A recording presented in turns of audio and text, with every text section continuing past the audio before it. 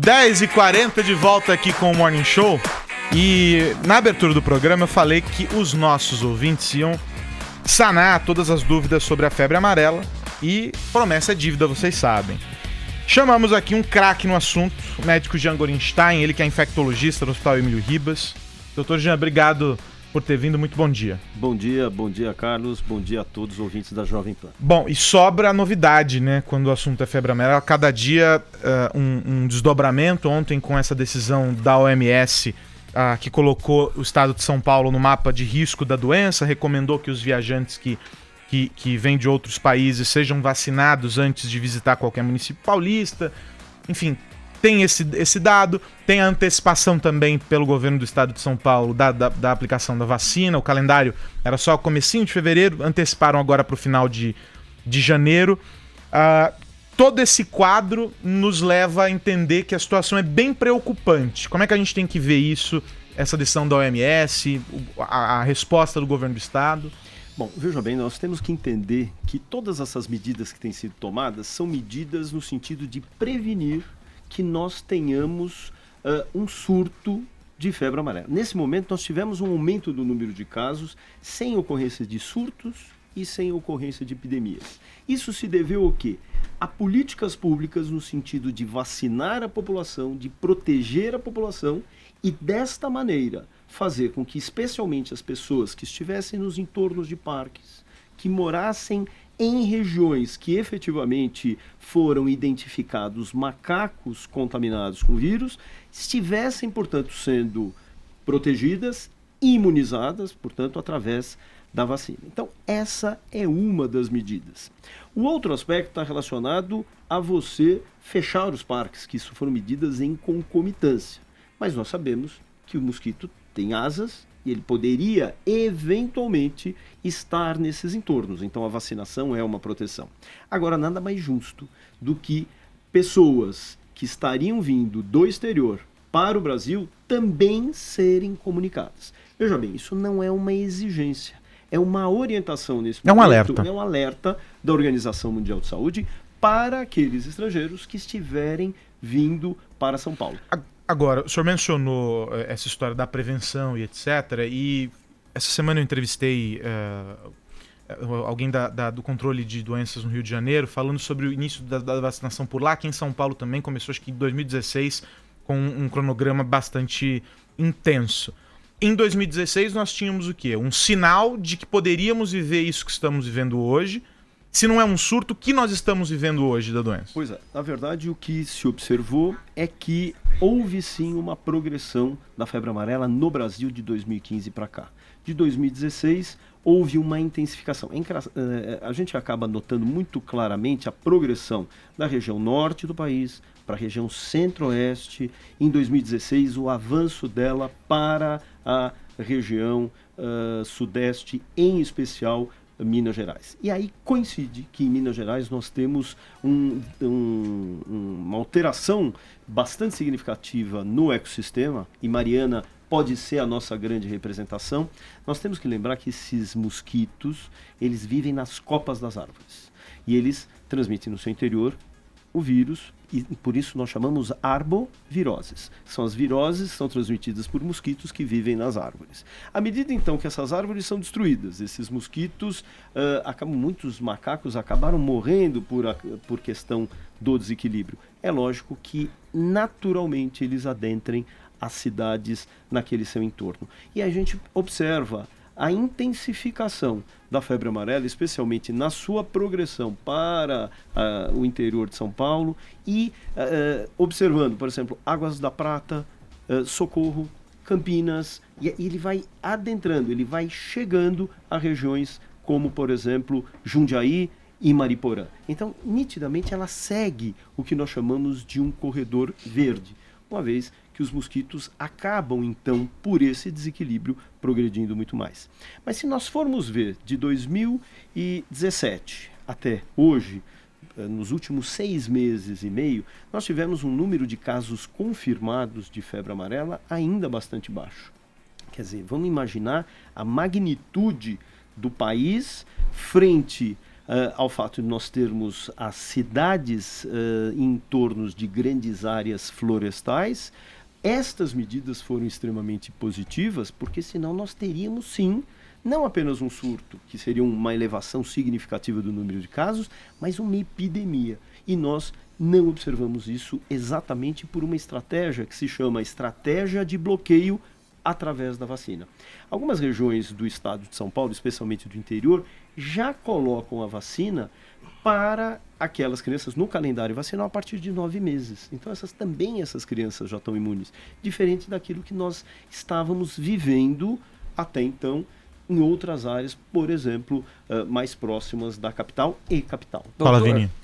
Tá ocorrendo uma confusão entre algumas pessoas. Até no início do Morning a gente colocou uma sonora de uma mulher falando que tinha que imunizar os macacos, né? Porque já que eles são os transmissores da febre amarela, tinha que imunizar eles. Vamos ouvir de novo essa sonora? Porque ela resume em 30 segundos todas as dúvidas que as pessoas têm, mas que é a respeito do... Tem gente que tá pensando isso mesmo, né? Coloca o fone, doutor, pra poder ouvir, ó. Você tomou a vacina, vamos todo mundo tomar a vacina amanhã, a vacina do negócio do macaco amarelo, do macaco da gripe, do macaco aí. É a vacina do macaco agora que estão dando. E eu só não entendo se o macaco que tá com febre, porque eles não dão um remédio pro macaco em vez de dar pra gente, né? Vai entender. Não é melhor curar o macaco e a gente ficar livre disso? Mas todo mundo tá indo tomar. Eu vi umas filas grandes no posto, não sabia o que era, não. E, minha filha, não sei. Eu nunca vi macaco por aqui, mas é melhor a gente tomar.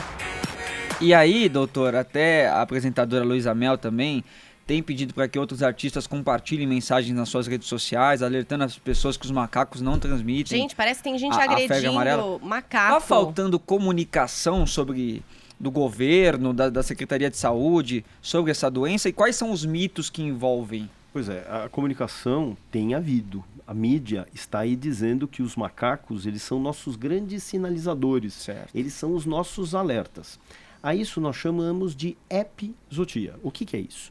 Nós identificamos os macacos que morrem e, à medida que eles são avaliados e se detecta o vírus da febre amarela, eles nos servem como guia.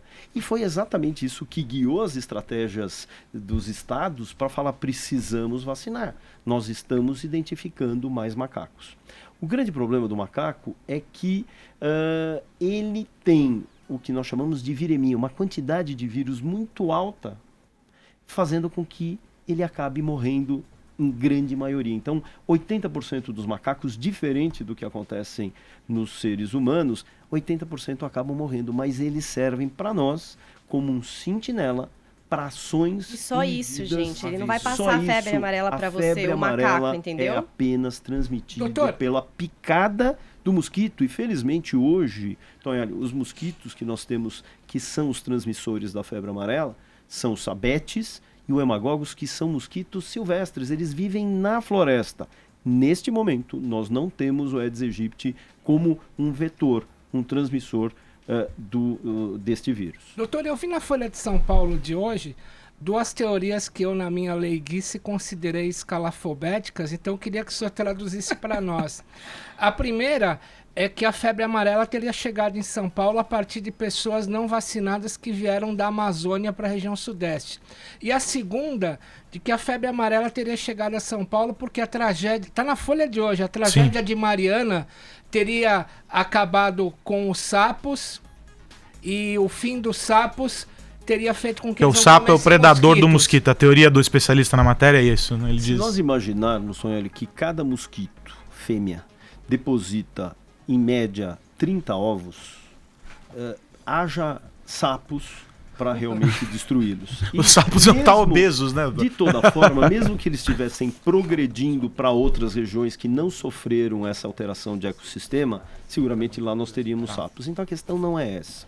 Mas as pessoas que foram contaminadas foram pessoas que estavam exatamente nessas regiões de selva ou florestas no seu entorno. Então, pessoas muito próximas. Então, o causador disso realmente foi a picada desses mosquitos, que nós chamamos silvestres, nas pessoas que ou adentraram as matas ou que residiam nesse seu entorno. Então, nada além disso. Então, criar essa condição, olha, alguém veio contaminado e é muito romântico pensar dessa forma. Isso não, é muito mais fácil a gente entender uma teoria clara de que esses mosquitos tendem a migrar.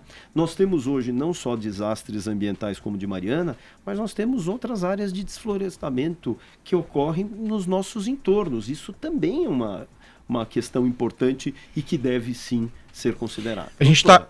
Diga, Caio, diga. Posso fazer? Pode, Obrigado, claro.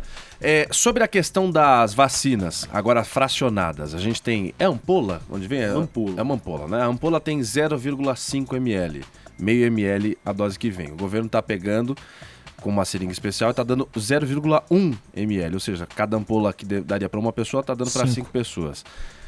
Para ficar aqui no Brasil, o governo disse que tá legal. Esse 0,1 ml tá beleza. Só que se eu pretender viajar para o exterior, qualquer país, Austrália, Estados Unidos, vai falar, não, peraí, essa daqui não dá. Você vai ter que esperar agora 10 dias, vai ter que tomar a vacina cheia, a 0,5, aí você pode vir para cá. Por que isso? Esse 0,1 é eficaz mesmo? Muito bem. Ou é uma medida só para... 2016, a República do Congo e Angola viveram uma epidemia, mas lá uma epidemia em zona urbana. A transmissão, portanto, o vírus é o mesmo, a forma de transmissão, o Aedes aegypti.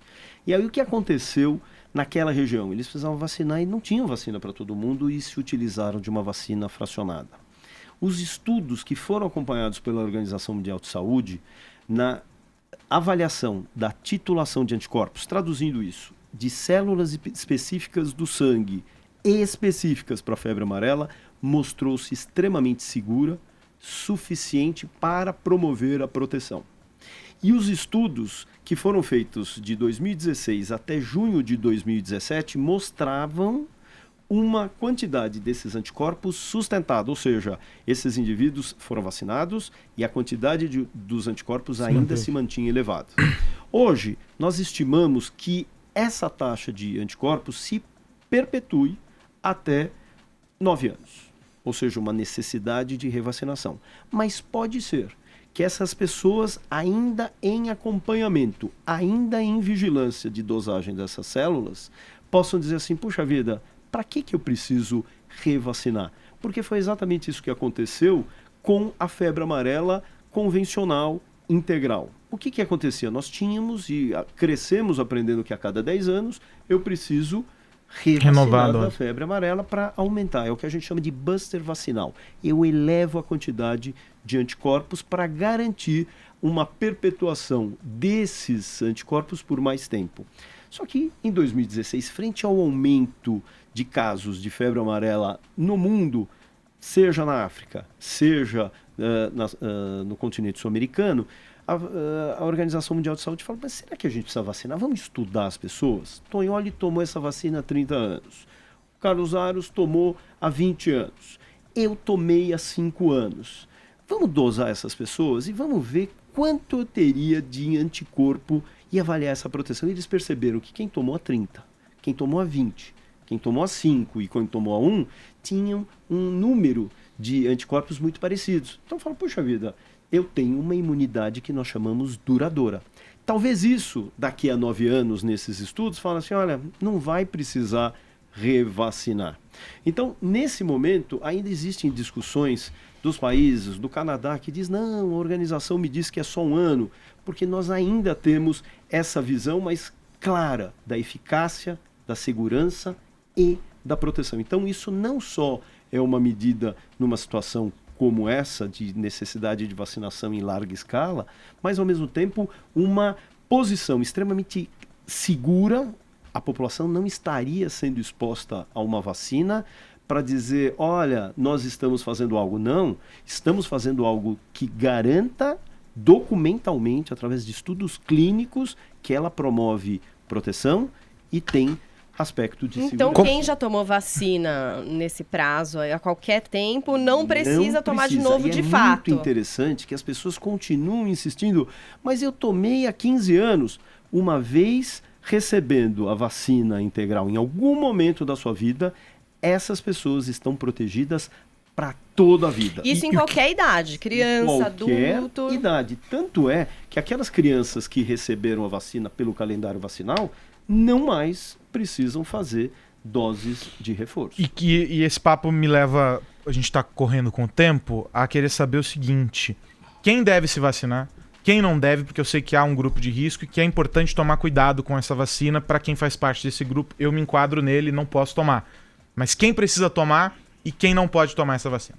É importante, essa pergunta é fundamental. Hoje a gente tem visto filas intermináveis, as pessoas passando 6, 7 horas na fila, desesperadas. Então é importante entender que, neste momento, emergencialmente, quem são as pessoas que deveriam receber prioritariamente essa vacina?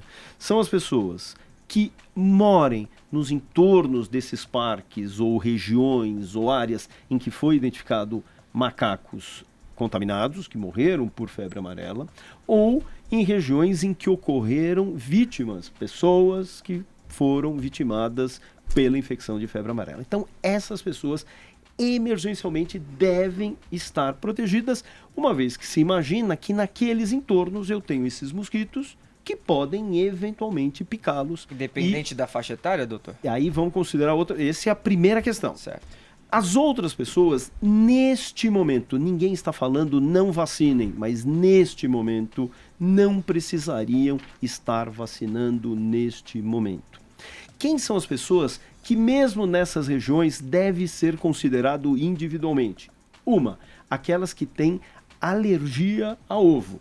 Não é, eu como ovo, me dá náuseas e vômito. Não, é aquelas pessoas que comem ovo e fazem urticária, coçam o corpo, placas avermelhadas. Essas não podem tomar vacina.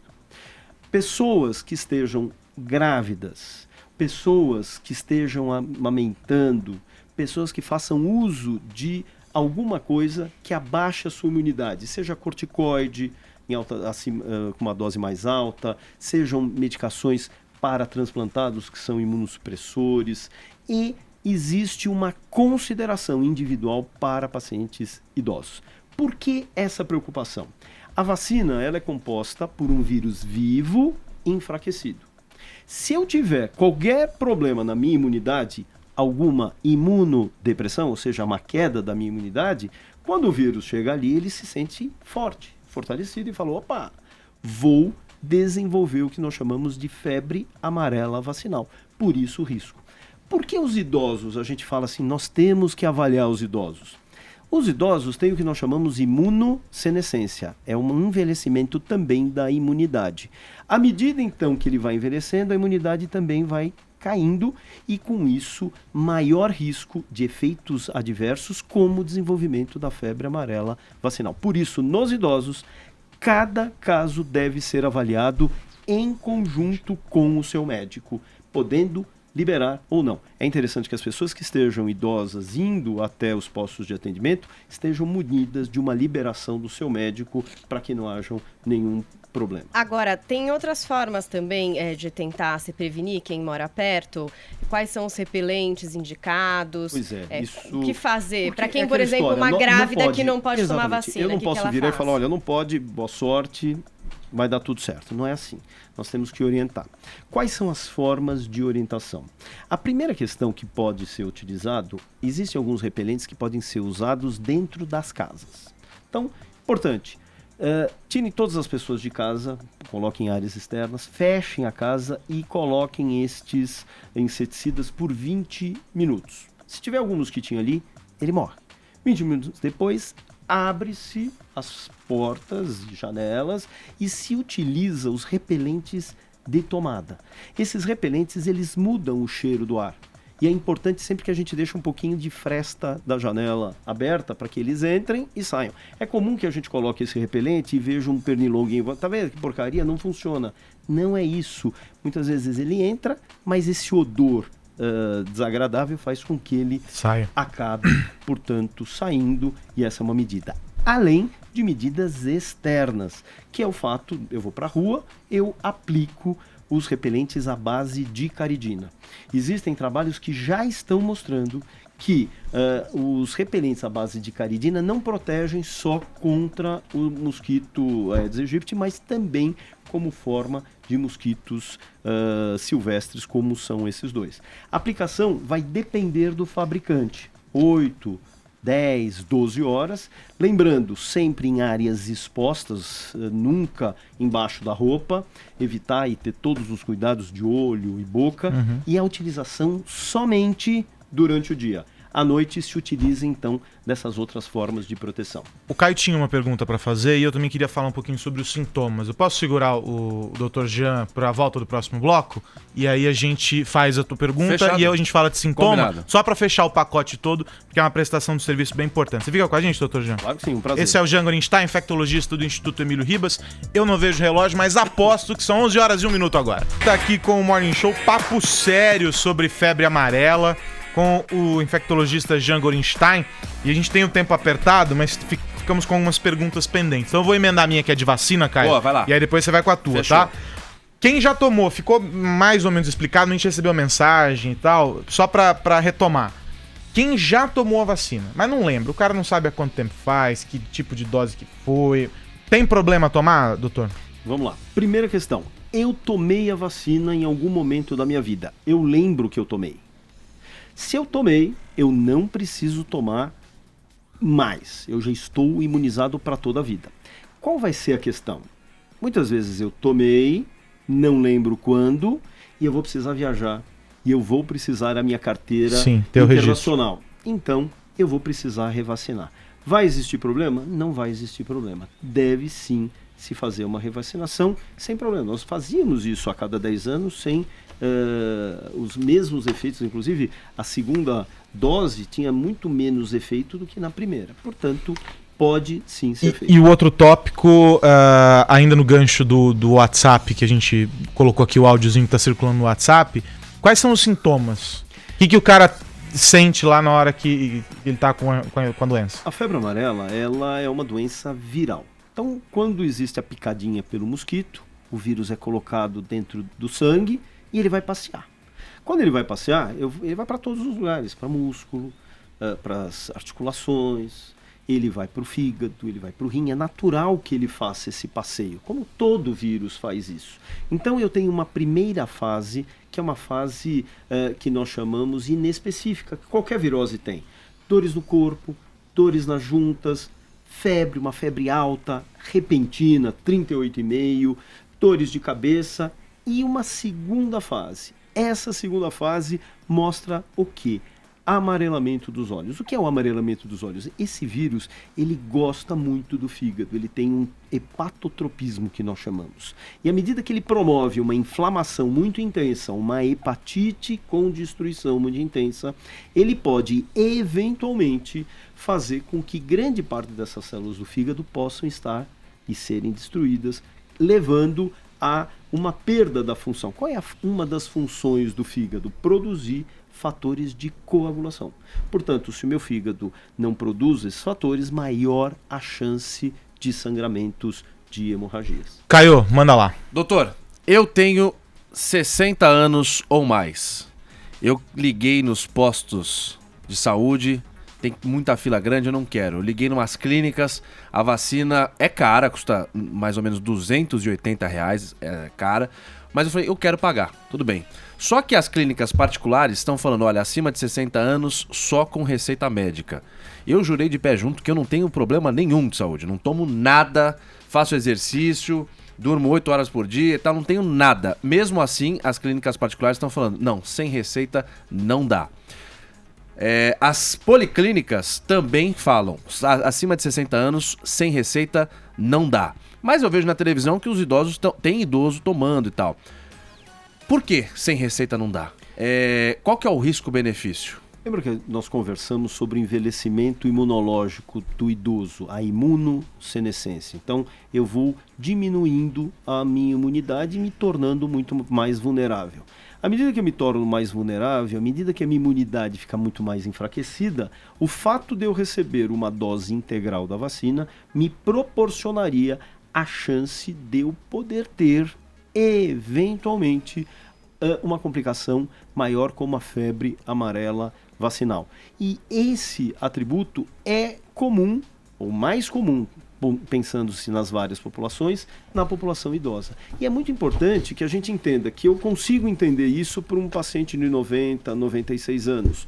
Mas um paciente de 60, isso para nós ainda é difícil de entender, mas é uma política absolutamente de segurança, tanto para a entidade que está ministrando a vacina, quanto para o próprio paciente. Por quê?